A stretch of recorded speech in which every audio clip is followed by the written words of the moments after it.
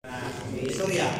Thank you sa DAR sa pag-invite aning inyong implementing team meeting, consultation and planning. Diyan sa Municipal Agriculturist, Dr. Amel Bukar, ako ang mag-present. Kanya, kailangan po siya i-apilan na nasilang activity, livestock activity sa Malibayon. Sige.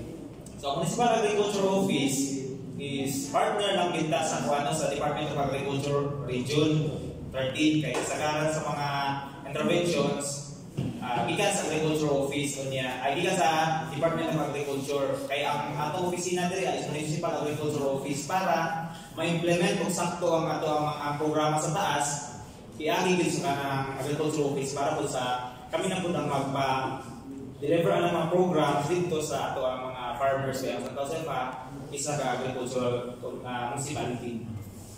So natay 7 ka programs nga ginakuha ng Agriculture Office no siguro aware naman ning uban. Una ang rice program. Nakabaluta ang rice program naaani is kanang panghatag atong mga binhi.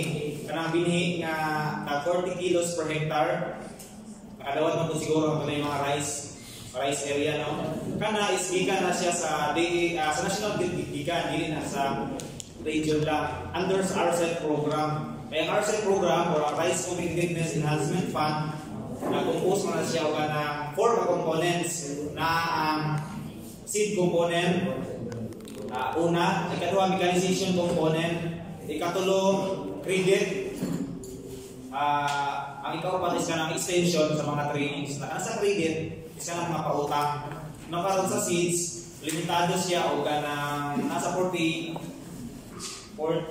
kilos per hectare kaya ang panungin na purpose is pangtanong siya, dili siya pang direct. No, certified seeds na siya kaya ang nakalamang mo kung certified seeds ka 15% ang kanang atuang ma-increase atuang yield.